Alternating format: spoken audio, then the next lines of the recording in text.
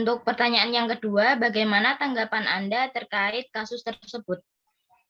Menurut saya itu menjadi hal negatif ya bagi suatu institusi negara atau abdi negara, yang mana seharusnya mereka bisa menjadi contoh atau seharusnya memang harus menjadi contoh bagi masyarakat. Namun di sini mereka malah Dan mencari keadilan korban butuh pelukan bukan dorongan, bahkan ancaman yang berakibat sakit mental dan berujung kematian. Ya, sudah.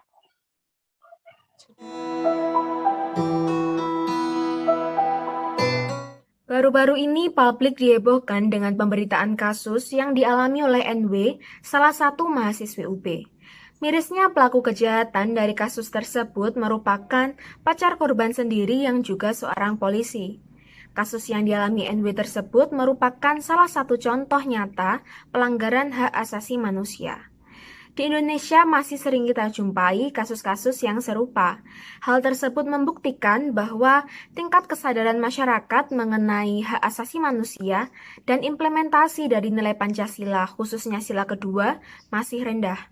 Pelanggaran hak asasi manusia yang terjadi merupakan perendahan martabat seseorang yang tentunya menimbulkan penderitaan bagi korban.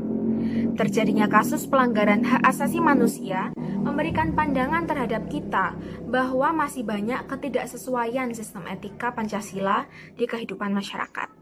Pentingnya Pancasila sebagai sistem etika bagi bangsa kita adalah menjadi pedoman normatif untuk mengatur perilaku kehidupan bermasyarakat, berbangsa, dan bernegara di Indonesia.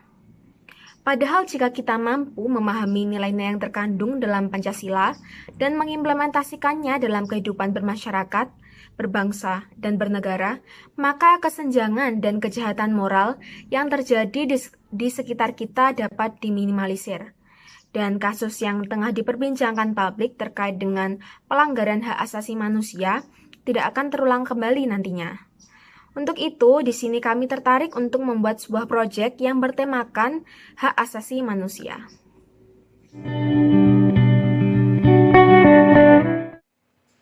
Rumusan masalah. Dari latar belakang yang telah disampaikan sebelumnya, dapat diperoleh beberapa rumusan masalah, yaitu antara lain: pertama, apa saja upaya yang bisa dilakukan oleh mahasiswa terkait HAM dan kasus NW agar tidak terjadi kasus yang serupa? Kedua, apa saja upaya agar masyarakat luas mengerti bahwa HAM memiliki andil yang penting bagi seluruh umat manusia? Tujuan. Terdapat beberapa tujuan dalam pembuatan proyek ini.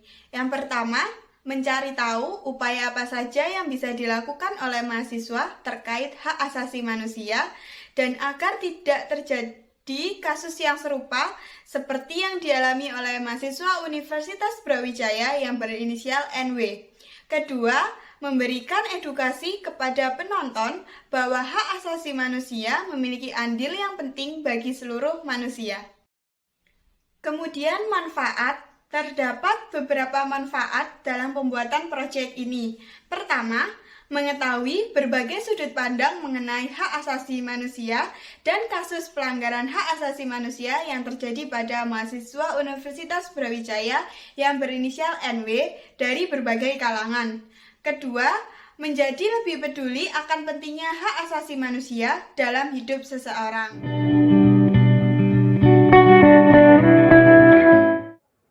Sasaran kegiatan.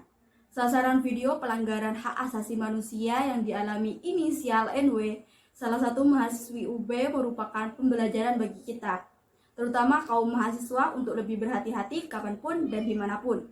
Adanya hak asasi manusia ditujukan untuk membatasi perilaku orang lain. HAM wajib dihormati, dijunjung tinggi dan dilindungi oleh negara, hukum, pemerintah, dan setiap orang demi kehormatan serta pelindungan harkat dan martabat manusia. Pelanggaran HAM merupakan ketidaksesuaian etika Pancasila dalam kehidupan sehari-hari.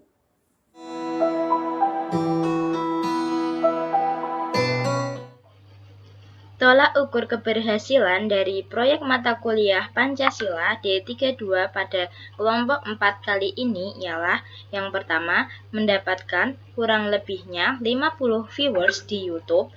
Yang kedua, yaitu mendapatkan 35 atau 40 likes di YouTube. Dan yang terakhir adalah mendapatkan kurang lebihnya 20 komentar di YouTube.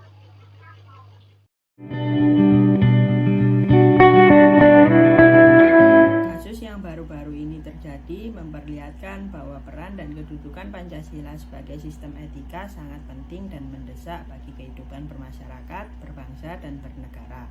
Pancasila sebagai sistem etika menjadi tuntutan bagi warga negara untuk berperilaku dan menghargai hak asasi manusia sesuai dengan nilai-nilai Pancasila. Dengan dilaksanakannya proyek yang telah kami rancang, diharapkan dapat memberikan edukasi terkait dengan hak asasi manusia dan dapat meminimalisir kasus serupa agar tidak terjadi lagi ke depannya.